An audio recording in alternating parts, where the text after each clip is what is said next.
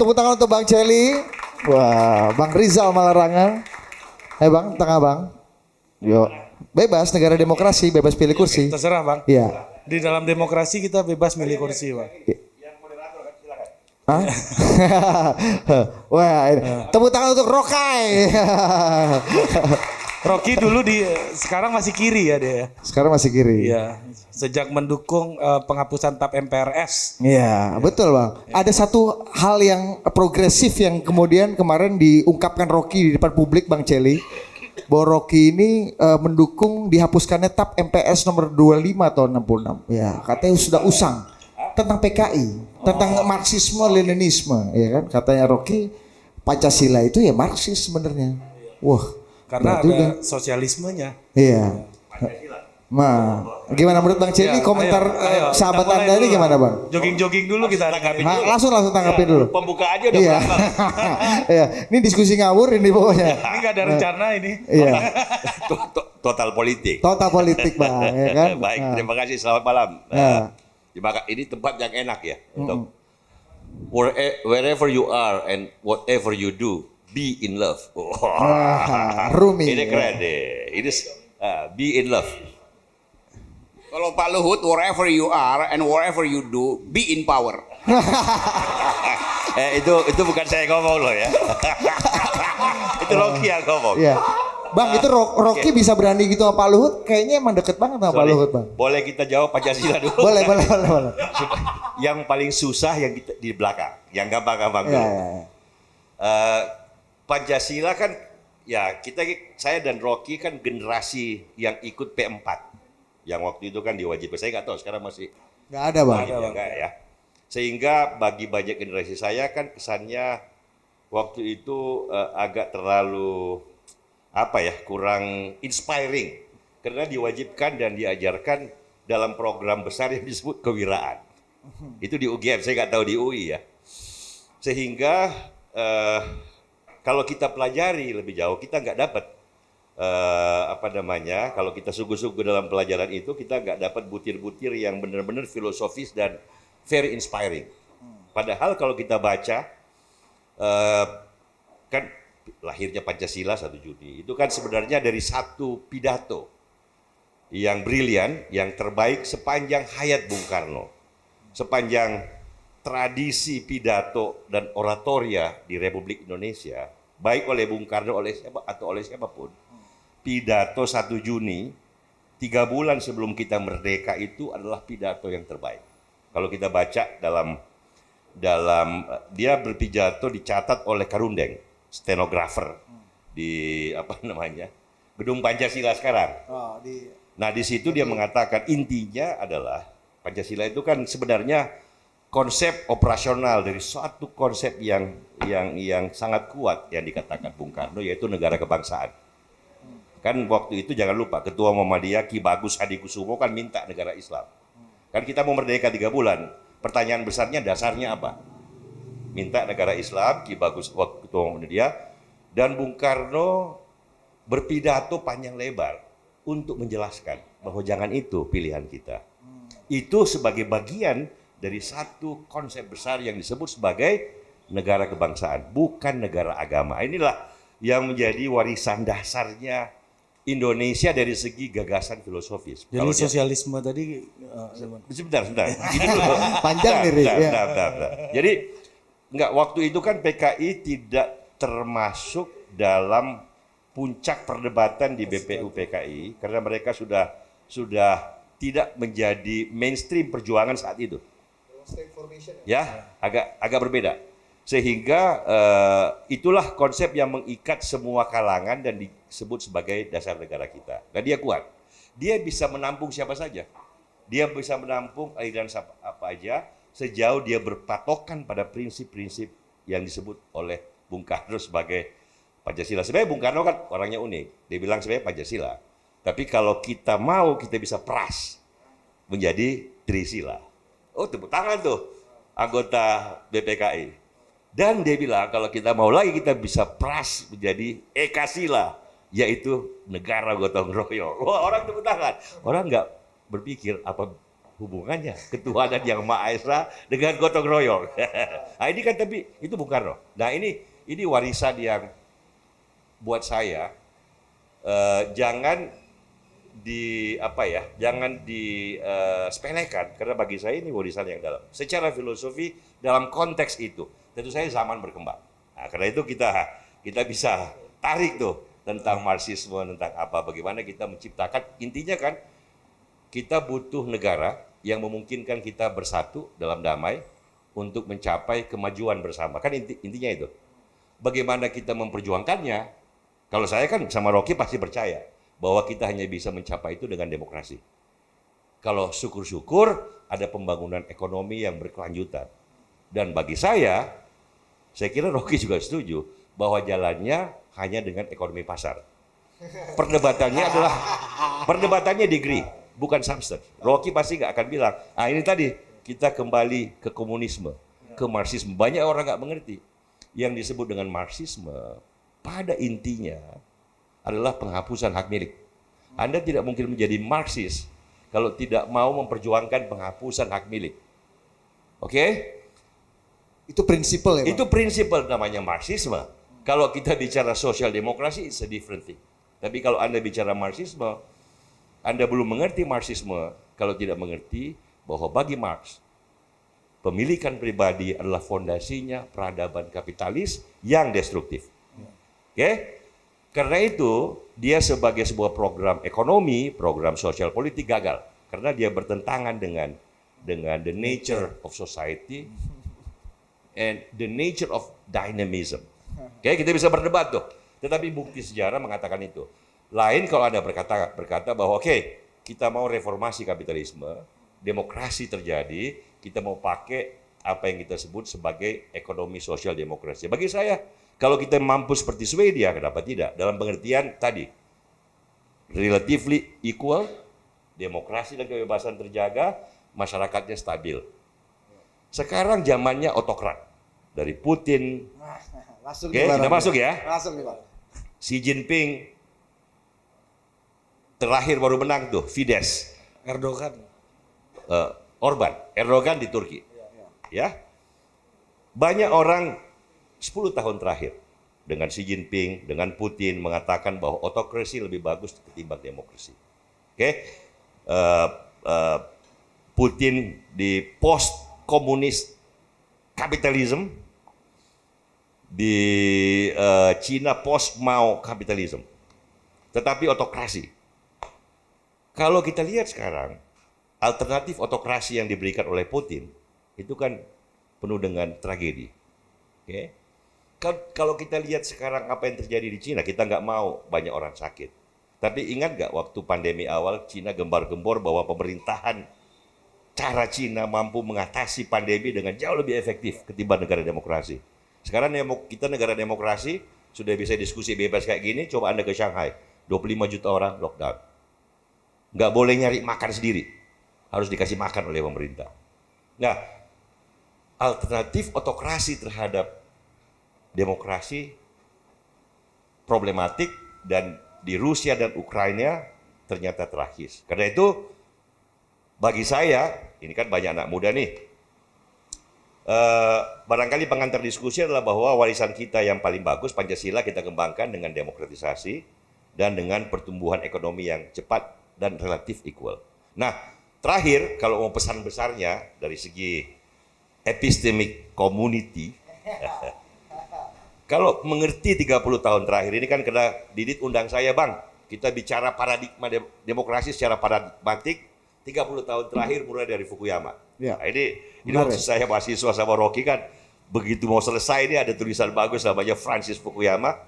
30 tahun terakhir ada 3 buku yang Anda harus baca untuk mengerti apa yang terjadi. Ini anak-anak muda nih, sebagian besar kan aktivis, mahasiswa, pengagum Rocky. 3 buku terbaik yang perlu dibaca oleh setiap aktivis. Pengagum atau penyayang? Penyayang. In love. Rumi. In power tapi terakhir. Jadi tiga buku terbaik menjelaskan 30 tahun terakhir setelah runtuhnya komunisme. Yang pertama Fukuyama, yang kedua Huntington, buku Huntington, Yang ketiga yang tidak banyak orang tahu dan tidak banyak orang kenal, karena ini scholar of international politics, kira-kira penerus Henry Kissinger, namanya Robert Kagan. Dia nulis series of books, terakhir terbit 2 tahun lalu, The Jungle Grows Back. Kalau Fukuyama berkata bahwa runtuhnya Uni Soviet membuktikan bahwa tidak ada lagi alternatif terhadap kapitalisme liberal atau kapitalisme demokrasi. Pertarungan gagasan kiri dan kanan berakhir dengan menangnya ide liberal. Itulah evolusi terakhir dari pertarungan ideologi dalam kerangka Hegelian. Itu Fukuyama. Yang kedua Huntington. Huntington keliru dalam melihat bahwa ini masalahnya agama dan post agama. Tetapi yang dia mau katakan bahwa kalau Fukuyama bilang rasionalitas yang menang, individu yang rasional dan kepentingan diri yang menang, Huntington berkata no. Yang menang adalah perasaan kebersamaan dan identitas bersama. Kalau dia kan salahnya karena seolah-olah identitas itu agama aja. Peradaban itu dasarnya agama. No, peradaban bukan cuma agama. Mungkin agama tapi bisa yang lain. Nah itu, tetapi poin dari Huntington adalah bahwa bukan Fukuyama keliru, bukan rasionalitas, bukan self-interest, bukan dynamic master and slave, tetapi dynamic of togetherness, di mana identity of togetherness itu orang hitam, orang putih, orang Eropa, orang Islam, orang Kristen, itu identity, itu yang menang kata, dan itu yang menjadi sumber konflik dan pergolakan dunia post komunisme. Itu dua tuh. Yang terakhir Robert Kagan. Robert Kagan bilang Huntington sama Fukuyama orang pintar, orang hebat. Cuma mereka nggak mengerti the reality of power.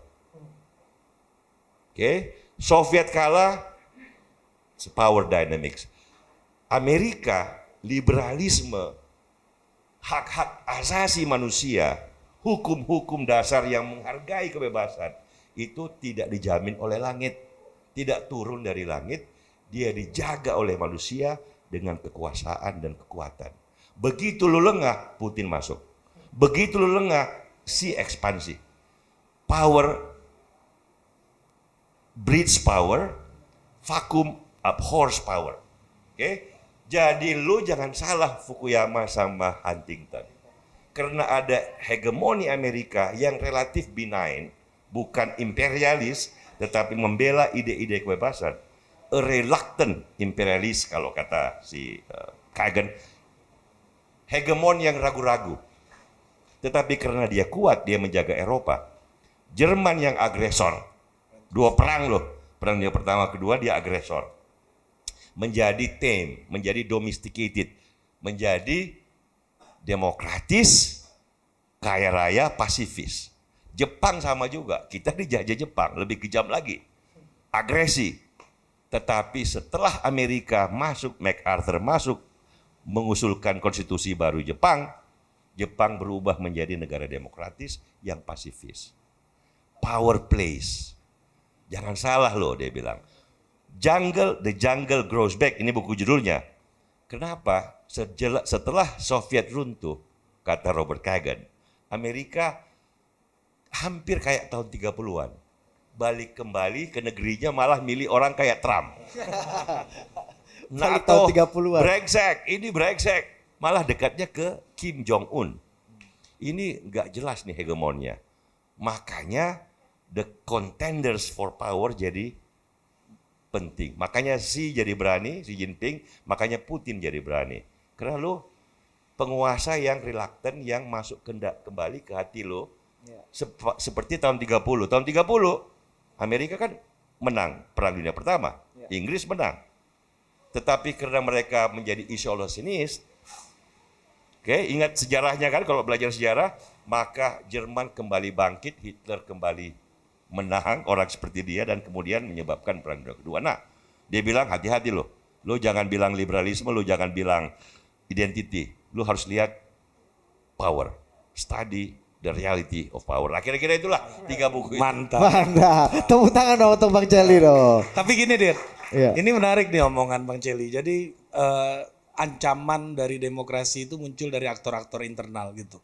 Ya, bagaimana aktor-aktor internal ini nggak bisa dikontrol lagi oleh kelembagaan demokrasi. Iya. Nah, Rocky, ya, Iya. Rocky itu sering bilang gini, Bang, bahwa pemimpin ideal menurut milenial sekarang siapa? Salah satunya Vladimir Putin katanya. Iya. Ya, ini Rocky harus Vladimir iya, Putin. menurut Rocky. Dan dalam konteks nanti Iya. 2024 mungkin sosok-sosok seperti Seperti Andika Perkasa Iya. tuh akan jadi Nah, itu kita tanya. Nah, kita tanya, ya. Menurut milenial kata Iya. Rocky. Ya, silakan Pak Rocky. Waktu dan tempat kami persilahkan. langsung nih. Ini kebanyakan nih. Ini saya Ini pakai ini dulu nggak kedengeran suara lo. enggak ini. Oke, ambil dulu nih gua jatuhin ini terus lu Ya. 2 periode juga kelebihan. Jadi kita bikin 1,5 periode aja.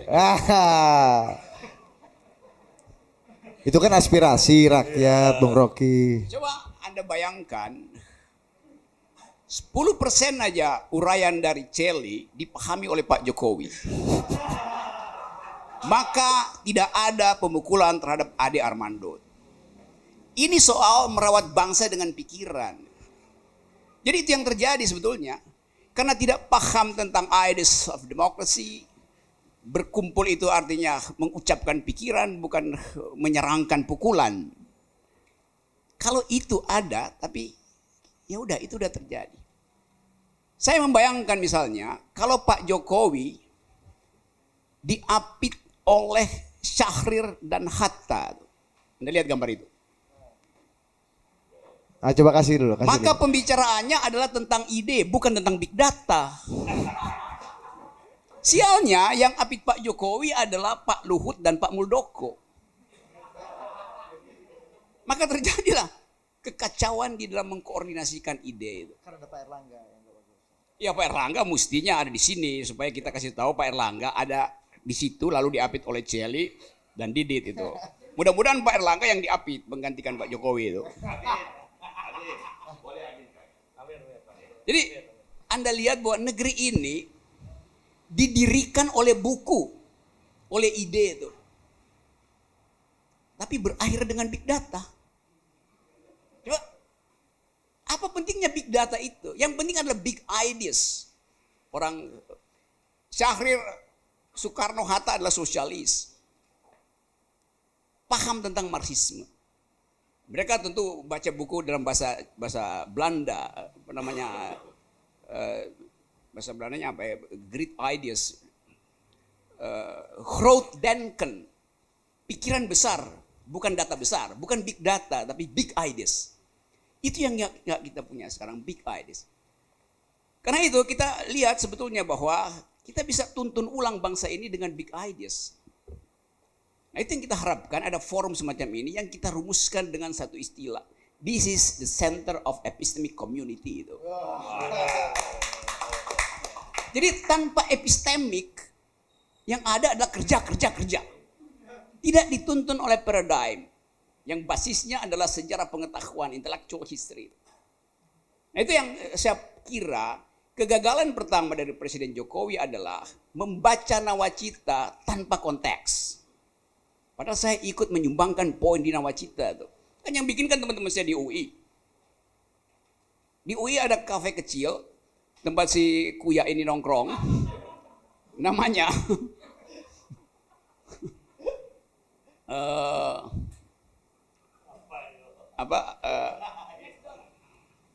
Next Door itu. Di Next Door itu kita diskusi semacam ini. Setiap hari saya nongkrong di situ dalam upaya untuk menghasilkan next ideas, next leader. Jadi kafe itu memang tempat orang mengucapkan pikiran, orang bercakap-cakap.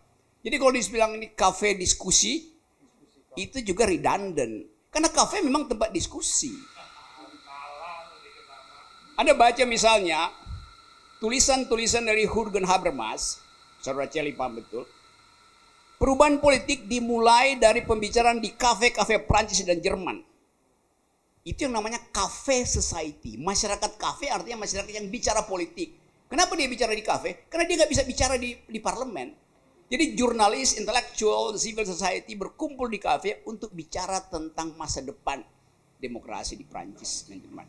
Itu awal dari liberalisme adalah pembicaraan politik yang basisnya adalah masyarakat sipil. Jadi kalau kita ada di sini, kita sebetulnya deja vu itu. Pas kita bawa ke sini untuk menikmati ulang kemewahan demokrasi. Jadi Anda masuk kafe, Anda masuk di dalam pusat pemikiran demokrasi sebetulnya. Anda stand up comedy di sini, Anda berupaya untuk menghasilkan ide demokrasi itu. Itu intinya tuh.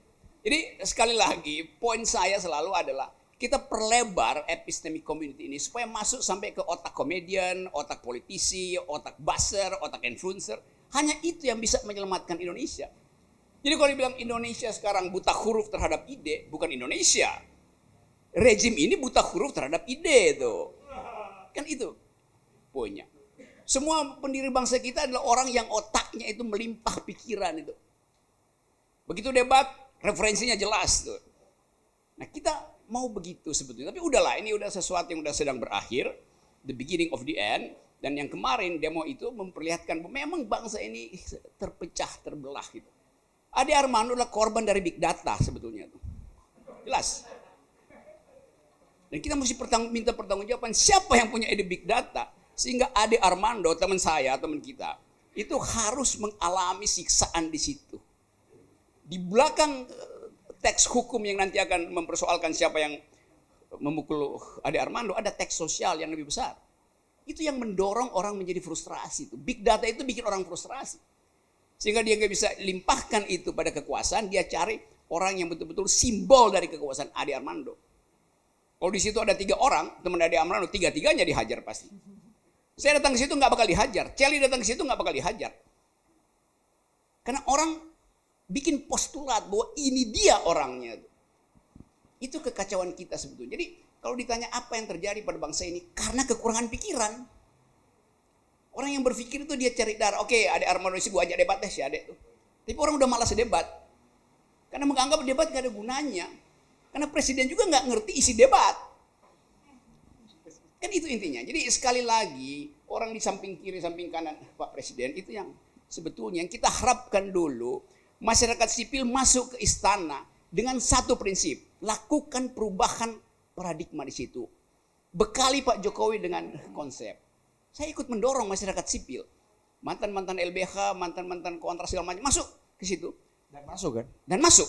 Tetapi ada perjanjian yang nggak perlu kita ucapkan. Karena saya pikir mereka paham bahwa mereka masuk di situ untuk mengubah cara berpikir istana.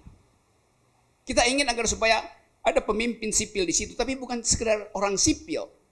Yang lebih penting adalah civilian value di istana itu. Jadi kalau disebut bahwa Pak Jokowi adalah pemimpin sipil, betul, datang dari orang sipil. Tapi supremasi nilai-nilai sipil dikendalikan oleh 2 orang di samping Pak Jokowi.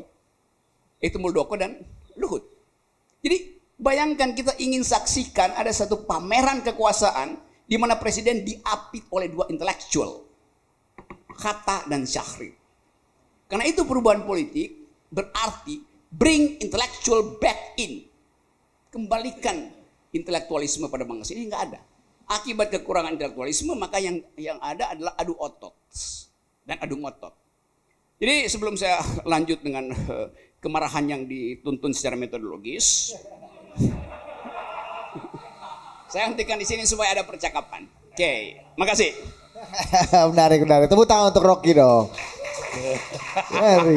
Bang Celi gimana Bang? Sejak aktivis mahasiswa, Rocky adalah Rocky. Kan selalu, dia tadi bilang bahwa stand up comedy itu pembalikan logika. Dia lucu karena membuat kita tersadar tiba-tiba. Tetapi kan jangan lupa, makanya selalu berlatih, berdiskusi. Karena orang tidak bisa membalikkan logika kalau logikanya tidak kuat lebih dahulu. Jadi asumsi pembalikan logika itu adanya logika yang dipegang. Karena itu bisa dibalik dan lucu. Kalau gak ada logika, kita gak bisa lucu. Nah, itu bagus. Dan saya kira pesan Rocky kan tentang waktu kita dulu mahasiswa kelompok-kelompok studi ya. Tapi itu kan selalu dalam setiap generasi ada caranya untuk berkumpul dan berdebat, membicarakan hal-hal yang besar seperti mereka. Ini contoh yang sangat bagus, kekuasaan diapit oleh tokoh intelektual. Ada ceritanya, mau saya kasih cerita dikit. Boleh, menarik. Sejarah kan iya. bagus, inspiring. Eh, Bung Karno dibuang waktu muda kan 8 tahun total lah ya ke ND, kemudian Bengkulu. Kan? Kalau mereka berdua 6 tahun di Banda Nera. Yang paling lama sebenarnya Dr. Cipto Mangunkusumo, 12 tahun di Banda Nera. Itu yang paling lama. Dari segi founding fathers yang dibuang. Nah, Hatta waktu dibuang dan Syahrir dibuang di Banda Nera, begitu Jepang masuk kan mereka dibawa pakai Catalina untuk pergi, untuk jangan sampai dilindungi lah ya. Nah, pada saat mau naik kapal, Syahrir bawa anak kecil, ya Om Des Alwi, ya. Tetapi nggak cukup tempatnya karena Hatta bawa buku. Oke? Syahrir marah. Tak, ngapain lu bawa buku? Manusia yang lebih penting. Hatta gelundel, marah-marah. Iya deh. Kenapa dia pertahankan bukunya? Anda tahu buku apa yang dibawa oleh Hatta? Buku-buku tentang sejarah Yunani dan filsafat Yunani yang dia bawa sejak Bovendigul. Kan dia di Banda Nera dipindah dulu dari Bovendigul. Dan dia mulai menulis sejarah pemikiran Yunani yang Anda bisa baca bukunya setelah. Yang Jadi buku itu diturunkan dari pesawat, ya, diturunkan dari pesawat. Akhirnya anak kecil yang dibawa, Hatta walaupun mementingkan ide dan buku, akhirnya lebih penting manusia. Anak kecil. Humanity, jangan lupa itu Syahrir, it's humanism, it's humanity. Tetapi Hatta nggak putus asa. Dia cari, kemudian dikirimkan kembali bukunya dan akhirnya dia berhasil menulis bukunya sejarah pemikiran Yunani. Jadi itu ada humanity, ada pentingnya mereka adalah generasi yang tumbuh. Bung Karno tidak bisa berpidato sebagus itu melahirkan Pancasila di BPUPKI. Rapat terpenting dalam sejarah Indonesia adalah rapat itu. Oke? Kalau dia bukan seorang yang seperti kata Rocky, suka berdialog dengan buku, dengan dirinya sendiri, dengan teman-temannya. Jadi saya kira hal itu hal yang sangat penting dan kita setuju bahwa ide-ide pada akhirnya yang menentukan. Oke, demokrasi ada macam-macam ya kelengkapannya. Ada sebuah buku yang bagus yang menjelaskan kenapa Fidesz di Hungaria bisa menjadi illiberal.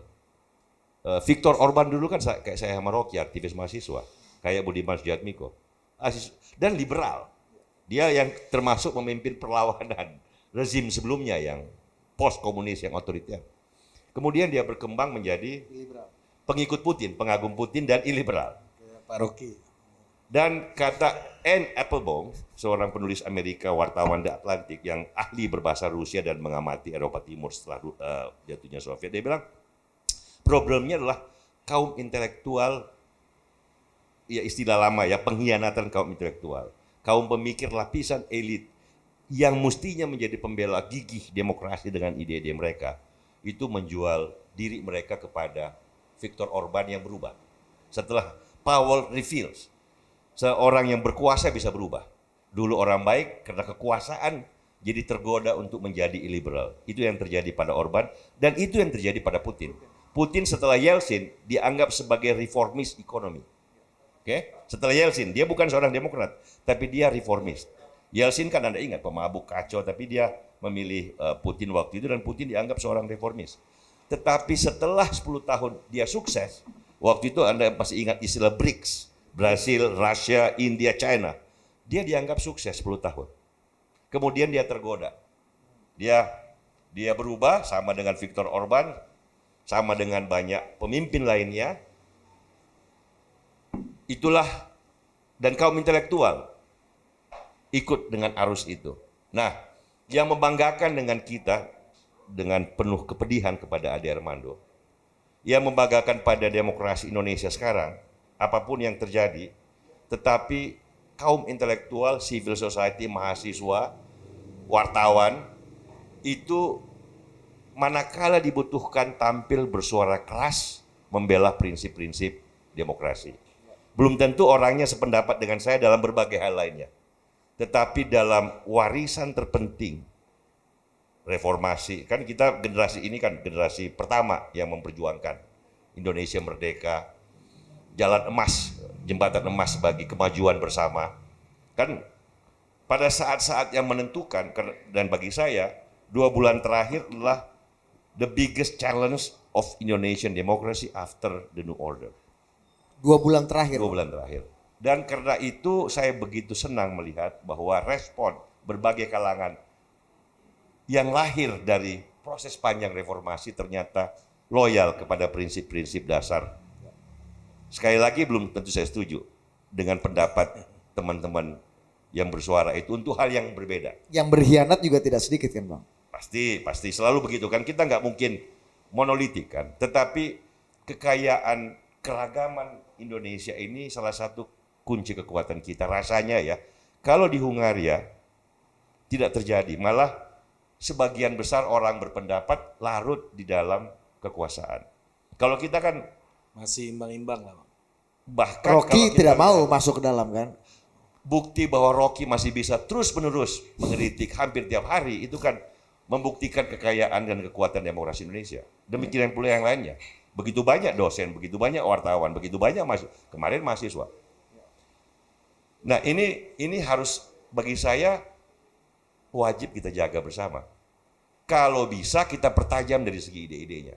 Tetapi ini modal yang bagus, karena Indonesia kan nggak bisa cuma satu orang, satu generasi, satu angkatan. Ini kan demokrasi tidak pernah selesai. Amerika setelah lebih 2 abad, toh masih bisa punya orang seperti Trump.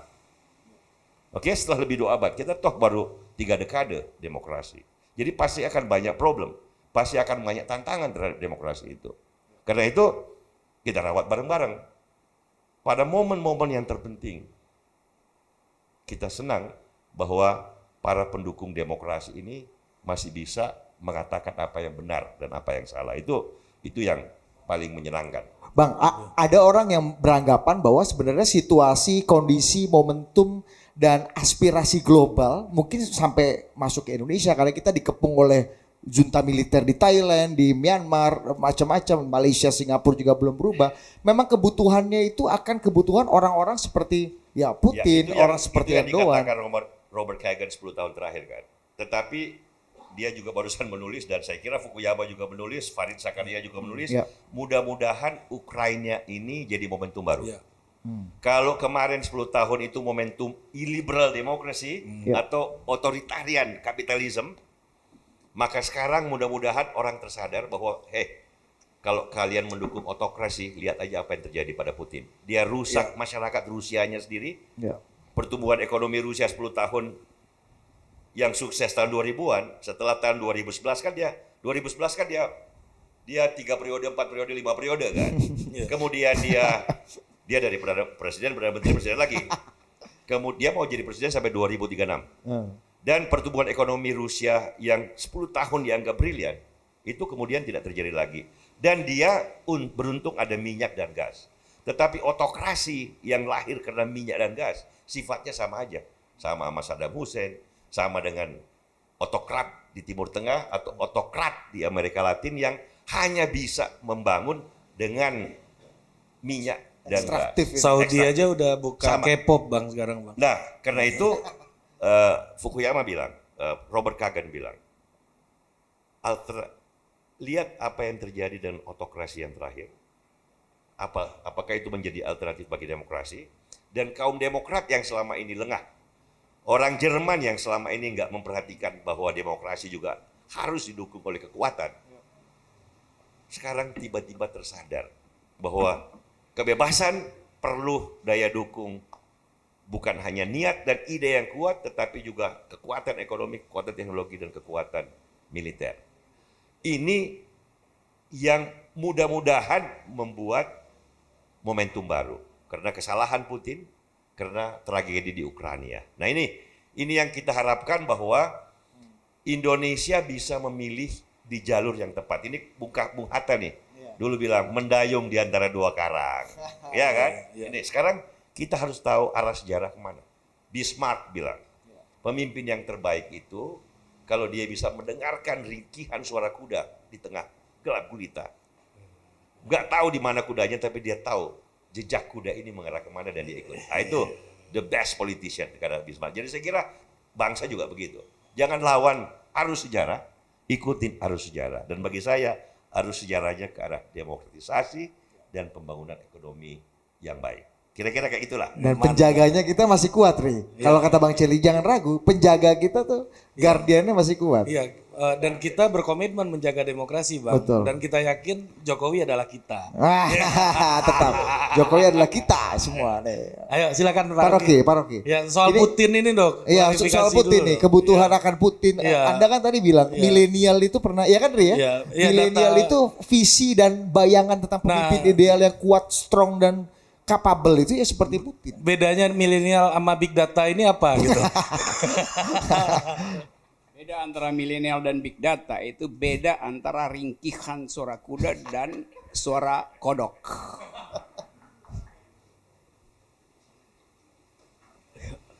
Putin, saya kira-kira 3 tahun lalu saya naik Gunung Elbrus.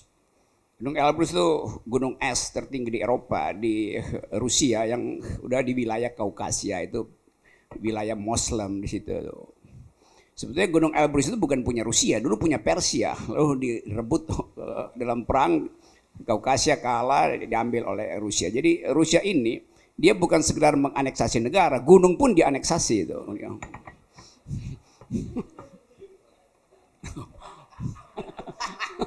Yes. Ya, punya gunungnya tuh. Saya kedinginan di Gunung Elbrus, minus 30 pada waktu itu suhunya tuh.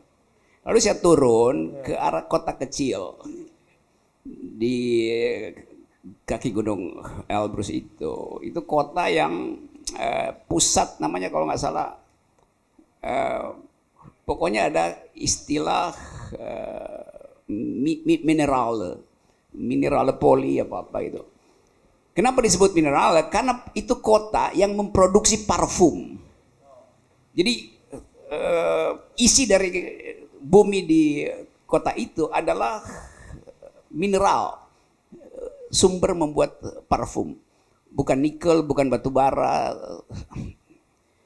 Dan saya lagi nyari patung Lenin di situ, karena dulu kan patung Lenin udah dibongkar. Saya nyari kok nggak ada ya di kota-kota sekitar itu. Akhirnya saya ketemu di kota itu Lenin, patung Lenin ya kira-kira lebih tinggi dari patung Pak Jokowi yang ada di Mandalika tuh.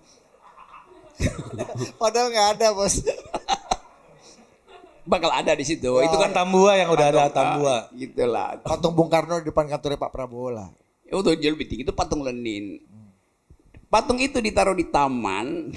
Lalu saya nongkrong di situ iseng aja tuh. Saya mau tanya ke anak-anak milenial Rusia yang lagi pacaran di situ.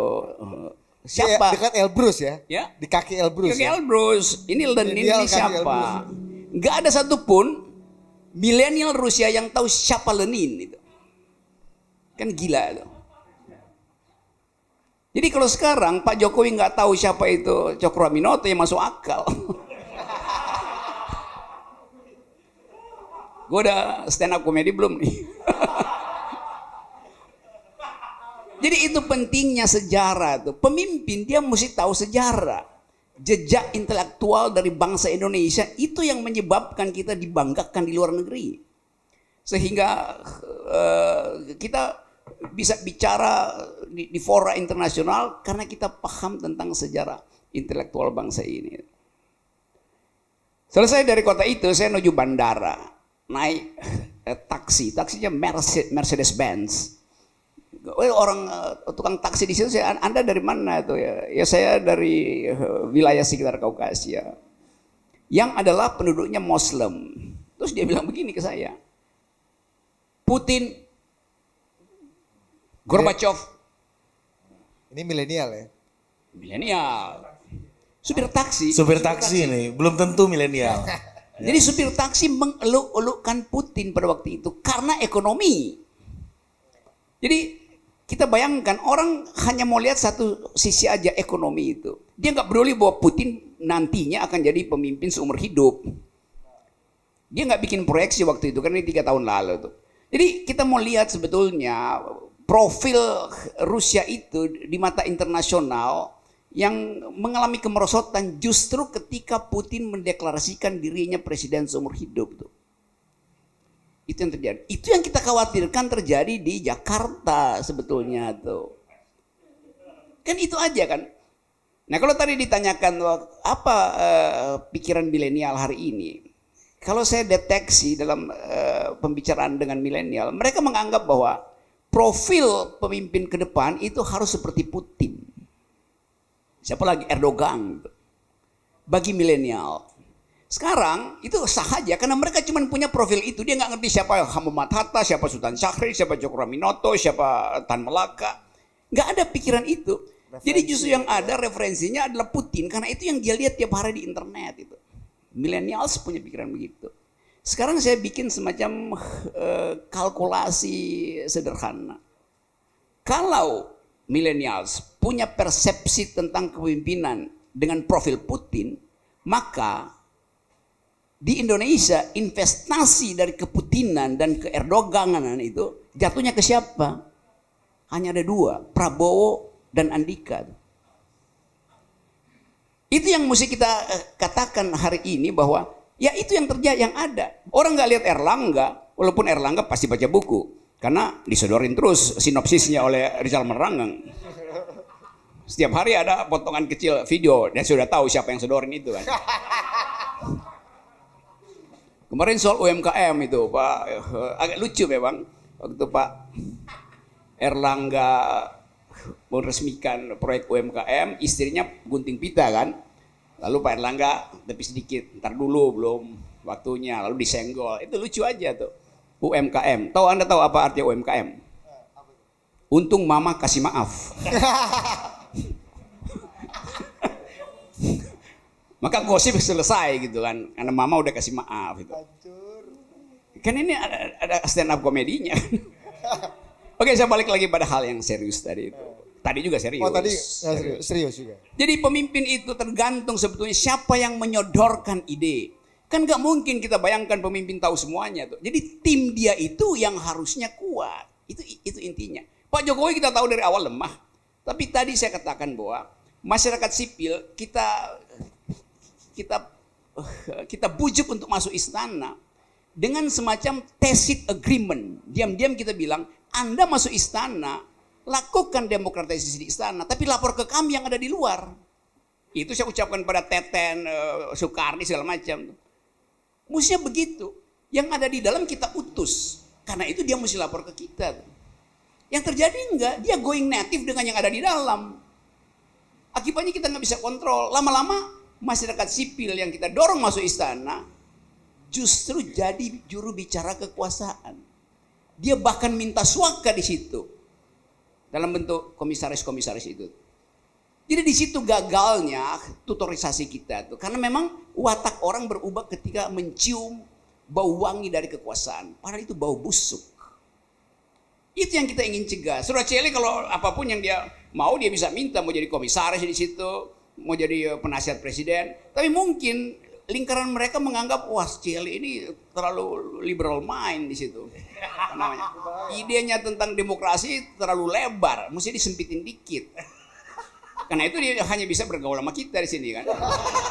Sambil pengaruhi kecil-kecil lewat Golkar. Golkar itu golongan akal pikiran, Golkar. Ini dipotong dulu, jangan tepuk tangan dulu. Selama Celi ada di situ. Ini dipotong buat TikTok bagus sih Bang. Iya, ya kalau Celi pindah dari situ Golkar jadi golongan amburadul. Boleh belain Golkar satu. Boleh. Ini Bang, kasih dulu. Oke, sambil bercanda. Iya. Ini kan karena Rocky kan bagusnya adalah menyampaikan dengan good hearted. Jadi dengan sapaan yang bukan tidak tajam, tetapi membuat orang ketawa itu kan mahal. Nah, kekuatan Golkar, demokrasi membutuhkan organisasi, jangan lupa. Oke, tanpa organisasi tadi kan power, kalau international politics kan power, tapi power itu kan harus ada organisasi. Tidak satu-satunya, tetapi salah satu prasyaratnya itu. Nah, artinya apa? Dari segi politik kan organisasi ya partai politik. Mau tidak mau kan, Anda lihat Macron untuk jadi presiden di Prancis kan harus membuat partai baru. Ya. Oke. Fidesz dibela oleh sebuah partai baru yang jiwanya lama. Partai politik tak terhindarkan dalam demokrasi modern. Nah, demokrasi Indonesia juga membutuhkan partai-partai yang bagus. Oke. Bukan saya mau belain Golkar atau membela ini. Saya pun udah bela. Harus Tapi ada justru satu abang harus fakta. bela. Ada satu fakta pada Golkar bahwa Golkar adalah satu-satunya partai besar Indonesia yang tidak tergantung pada individu. Oh. PKS gimana? Dia tidak ada ya, saya bilang partai besar. Oh, betul. Karena saya kan bilang partai besar. Kalau saya bilang partai besar dan menengah ya PKS masuk. Saya kan bilang partai besar. Kalau partai kecil Bapak? Partai besar yang tidak dimiliki oleh pemilik, yang sifatnya seperti perusahaan terbuka, hanya Golkar. Oh. Artinya politisi yang ada di Golkar,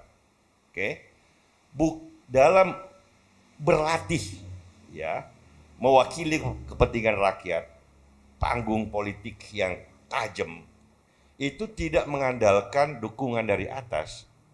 Kalau Anda di partai yang ada pemiliknya, begitu Anda disenangi oleh pemilik partainya, jalan Anda untuk promosi gampang. Anda nggak usah hebat, Anda nggak usah terlatih. Jadi orang dalam lah. Tapi di Golkar tidak ada itu. Tapi kan ada rumus ini Bang, paling dekat gerbang istana juga ada gitu. No, itu cuma Golkar dulu kan bukan. harus dekat juga Itu Bang sama. it's a condition. Itu primus inter pares, bukan pemilik. Ya. Ya. Jadi di Golkar kalau Anda berjalan ke depan, Anda harus lihat spion kiri kanan. Kalau enggak Anda bisa maju dari belakang dihajar. Anda mundur-mundur kejeblok. Jadi penciuman tajam, jiwa harus tahan terlatih. Inilah yang dibutuhkan bagi demokrasi yang kuat. Nah, sebagai guardian of demokrasi tadi Partai untuk yang menangkal hal-hal yang tadi kita khawatirkan, yang Rocky khawatirkan, yang Abang juga katakan, Golkar ini bisa nggak Bang? Dengan kapasitas, pengalaman panjang, sumber daya manusia yang ada. Kalau kita lihat kan kondisinya agak beda kemarin ini. Bisa dan terbukti bisa. Ya. Tergantung. Kan ini Jadi kalau Pak Erlangga kemarin hanya ini aja Bang, yang kasih Kan menampung Bukan, aspirasi. kalau- menampung aspirasi Ya, kan? aja itu ya Bang. boleh dong menampung aspirasi. Boleh lah. Ya kan? Itu Boleh, kan, boleh. kan, tetapi jangan lupa kan Munas Golkar, keputusan ini kan kekuatan Golkar kan bukan organisasi, bukan individu tapi organisasi. Organisasi kan memutuskan bahwa pemilu 2000 itu Munas ya, tertinggi, nggak ada yang bisa mengubah. Pemilu 2024, ketua umum kandidat capres 2024 itu kan tidak ada yang bisa mengubah itu kalau tanpa Munas baru. Sehingga Golkar sebagai organisasi tahu bermain mendayung di antara dua karang seperti kata Bung Hatta dengan cantik. Waktu bagi saya salah satu warisan terbaik dari pemerintahan Pak Jokowi adalah Undang-Undang Cipta Kerja. Kita bisa berbeda pendapat tapi saya sudah membela ini berkali-kali. Saya sudah menulis di Kompas, saya sudah berbicara di berbagai acara bahwa ini bagi saya sangat bagus.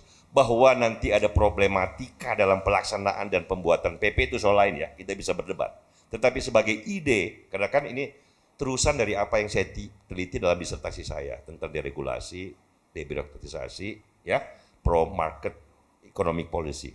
Nah, kalau tidak ada partai seperti Golkar di parlemen, undang-undang seperti ini akan susah untuk digolkan. Gitu loh kira-kira. Jadi Kira-kira. Golkar ini ada di BPKB-nya Undang-Undang Cipta Kerja nih ada, ya kan? Dan gini, kalau Belum di munculnya tadi Bang Celi sempat singgung Din, munculnya pemimpin-pemimpin ultranasionalis kanan ini karena partai-partai kembang plastik gitu. Iya. Ya kan? Partai-partai yang baru gampang. ya. Partai-partai yang gampang terseret Ya. tanpa mengerti mendayung di antara dua karang. Kembang Itu plastik penting. gitu Bang Iya. ya. But it's kembang anyway kan tapi. Kembali dulu.